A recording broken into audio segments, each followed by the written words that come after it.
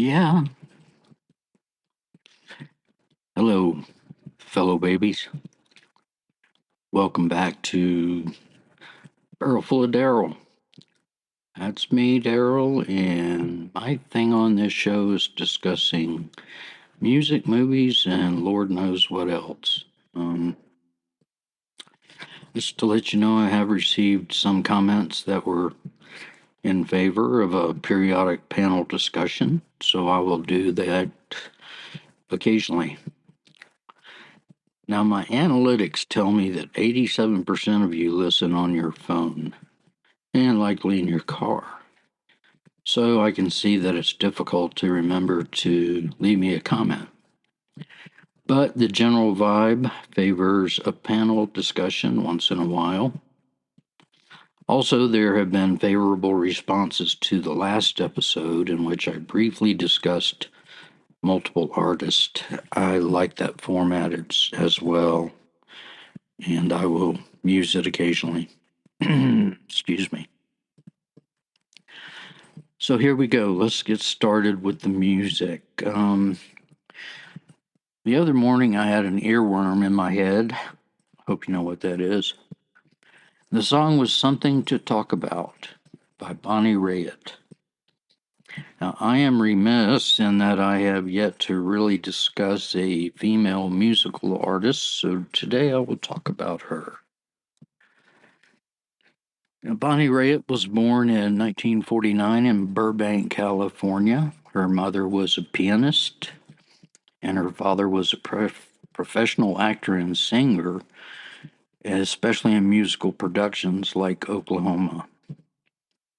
So they both had a strong influence on her, and they encouraged her to pursue music, which she did. Now, she is of Scottish descent. She has very red hair, and she's kind of cute.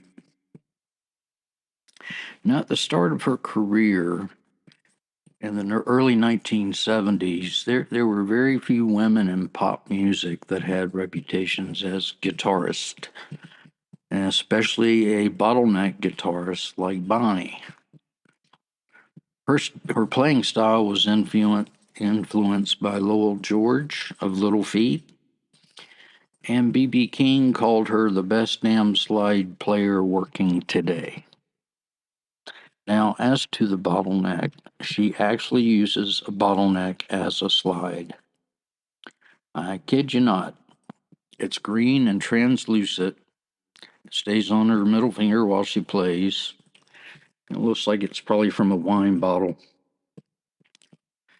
Now, her genres are blues, folk, country, and rock.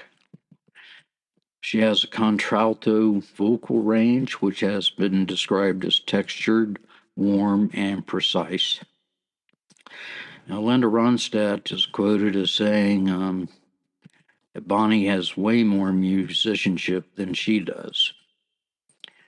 And David Crosby of Crosby, Stills, and Nash claims that she is his favorite singer of all time.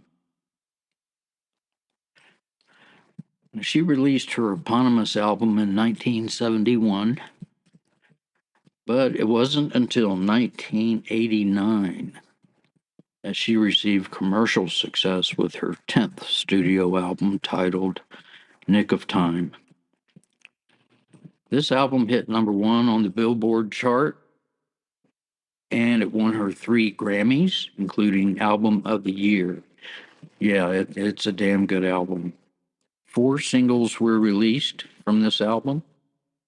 They are A Thing Called Love, Have a Heart, Nick of Time, and Love Letter.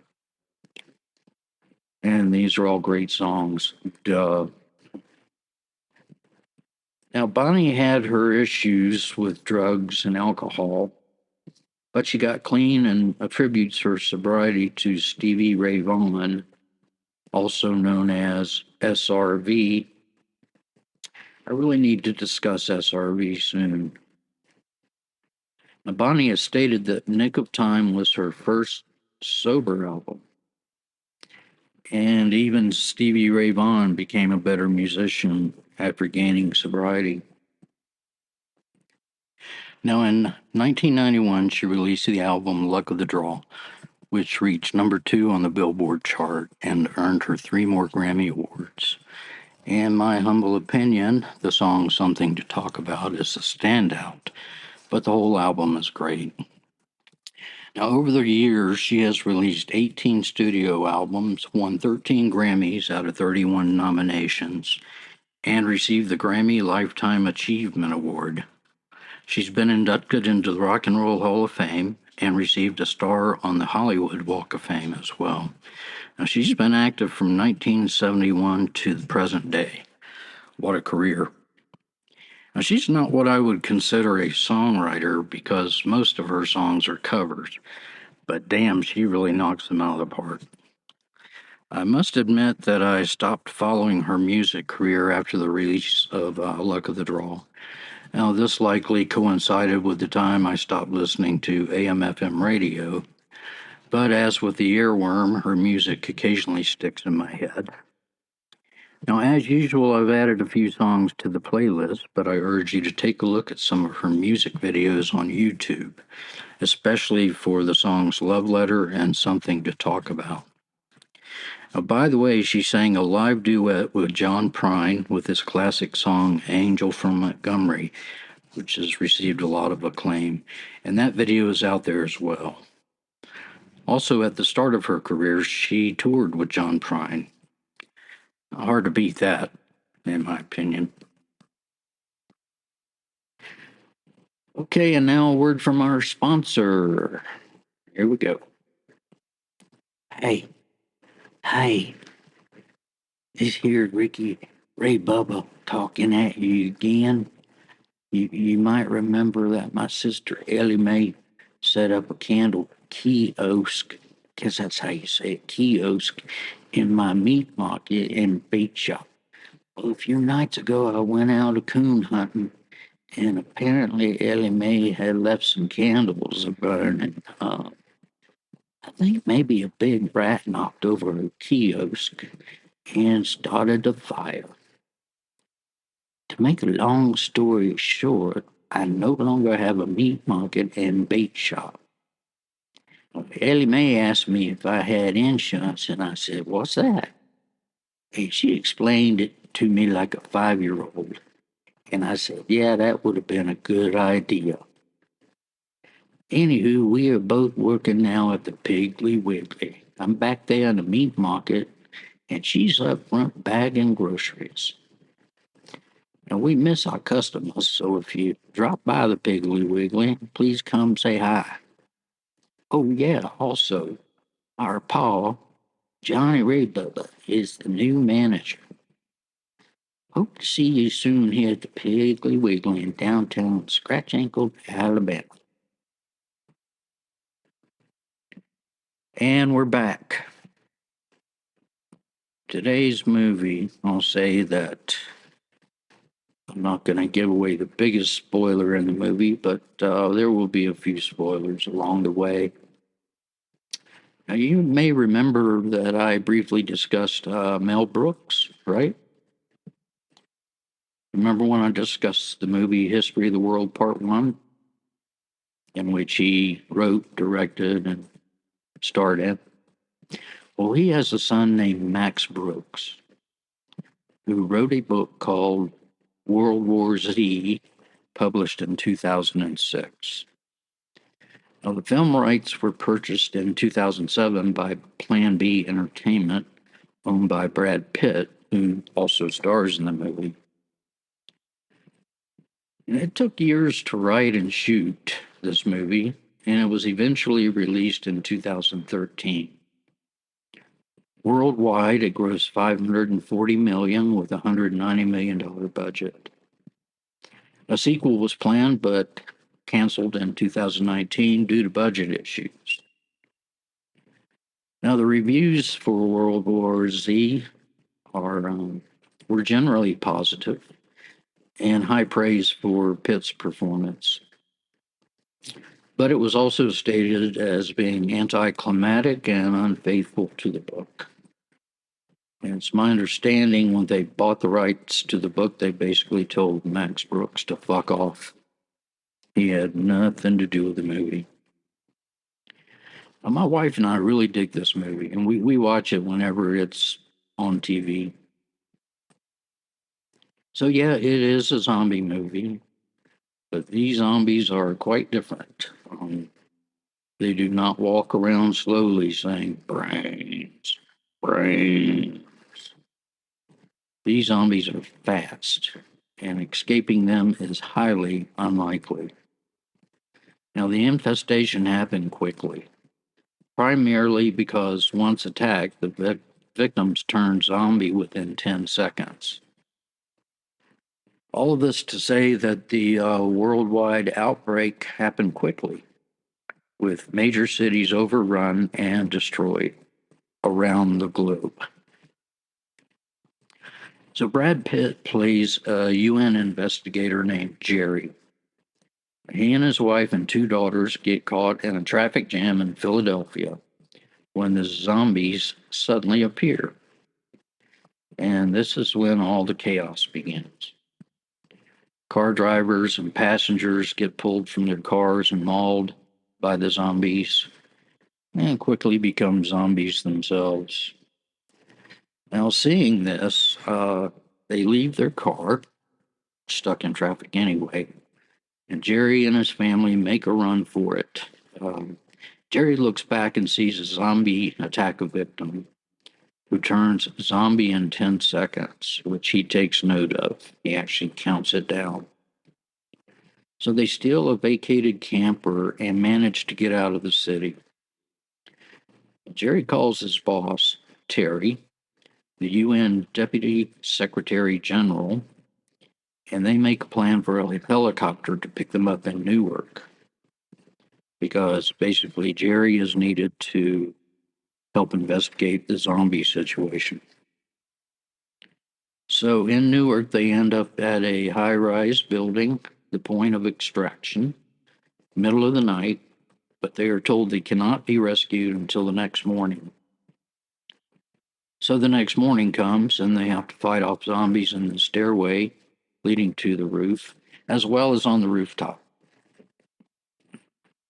When the helicopter lifts off, there are a few zombies clinging to the runners and they eventually drop away. So in the helicopter, they are taken to a U.S. Navy ship stationed in the Atlantic Ocean, the safest place in the world at the time. They are introduced to a virologist who believes that finding the origin of the virus is crucial to finding a cure.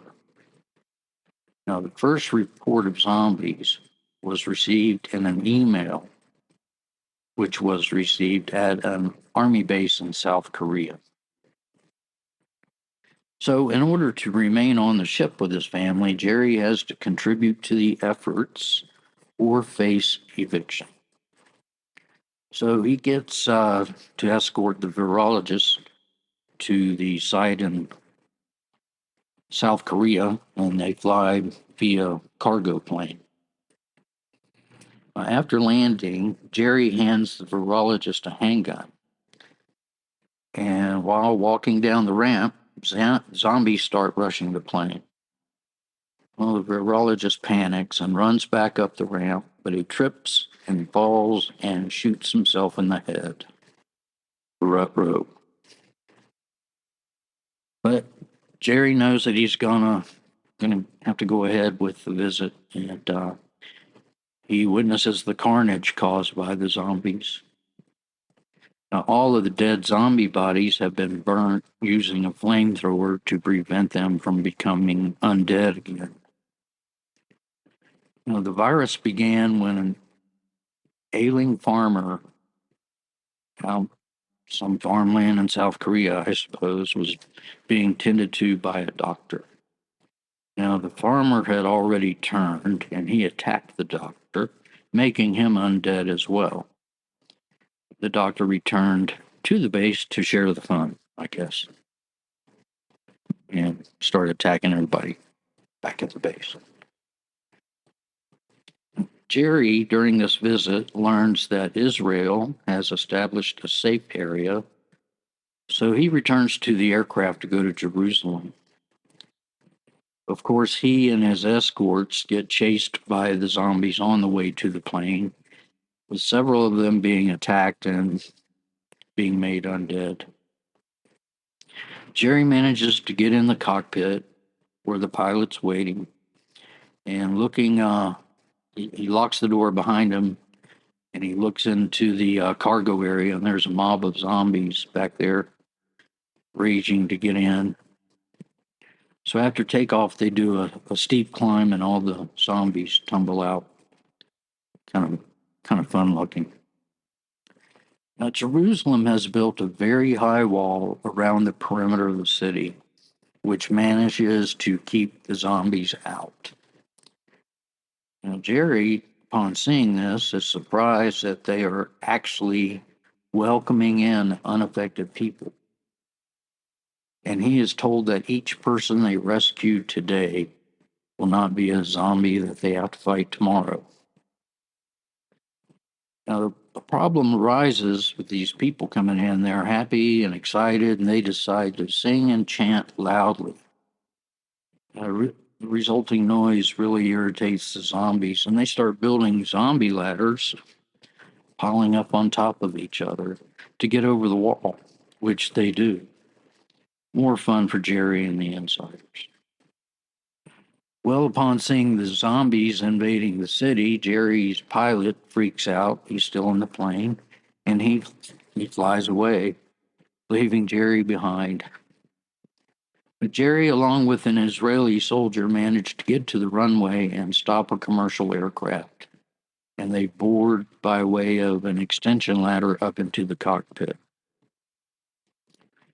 In the cockpit, Jerry phones his boss to find a safe place to travel to, and then instructs the pilot to fly to Cardiff, Wales, where there is a medical research facility owned by the World Health Organization. So they're on their way.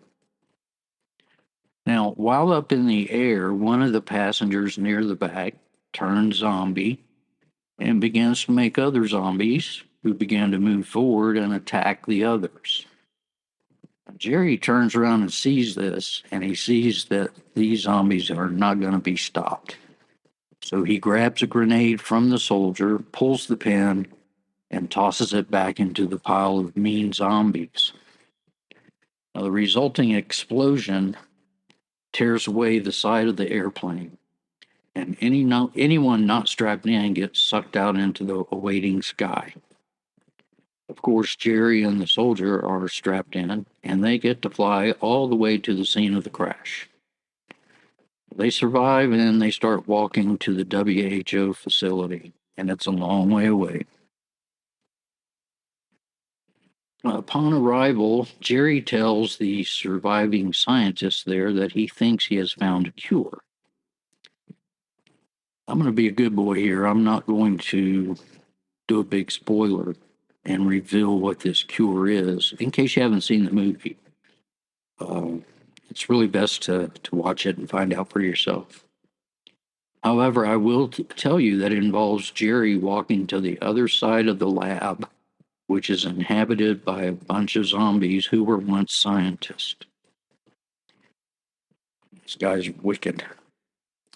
So I will stop here and allow you to see the movie and discover the cure for yourself. I'll tell you that Jerry's trek to the other side of the facility is frightening, and it's definitely worth sitting on the edge of your seat. So find a copy of the movie, pop the corn, and enjoy. On a personal note, I am a big fan of Brad Pitt, and I actually went to a local cinema, which is a bit rare for me, to watch his new movie F1. It was truly awesome on the big screen. Now, if you're a big fan like me, I recommend you catch it in the theater before it leaves. Okay, then. Word of the week: pandiculation. Pandiculation. This is an involuntary act of stretching and stiffening occurs in the transition between sleep and wakefulness. It's a full body stretch, typically accompanied by a yawn, and it helps to wake up the muscles, improve circulation, and prepare the body for movement. So it's a good thing. Now, it differs from stretching because it's an automatic response that your body does, wherein stretching is voluntary, like after you wake up. Pandiculation. Joke of the week. What is the difference between an oral thermometer and a rectal thermometer? The taste. Question of the week. First, we will discuss the answer to the question from the last time. In which animal species does the male get pregnant and give birth? Well, you probably know that is, it's a seahorse. Now, the female transfers her eggs into the male's brood pouch located on his abdomen. There, the eggs are fertilized within the pouch. The male provides nutrients and oxygen through a placenta-type structure. Now, after gestation, the male gives birth to the fully developed seahorses by using contractions to push them out of his pouch. Wow. Wonder which dumbass was assigned the task of designing the seahorse. Okay, new question of the week. Which of the three types of plague was responsible for the Black Death pandemic in the 1300s? Which of the three types of plague was responsible for the Black Death pandemic in the 1300s? And how does a person become infected? That's a good question. Thought for the week. The early bird gets the worm, but the second mouse gets the cheese. I really love that little adage. So, what does it mean? Well, I think it means sometimes it's better to be patient before making a decision and to examine the risk involved. Don't be hasty. Haste makes waste, or death for the first mouse, So don't forget about the playlist. I keep dropping songs on there, which I've done for Miss Bonnie Raitt. And remember, you may contact me via the episode or at bfodpodcast@gmail.com. Thank you very much for listening, and I hope you enjoyed this episode. And I will talk to you next time. Bye.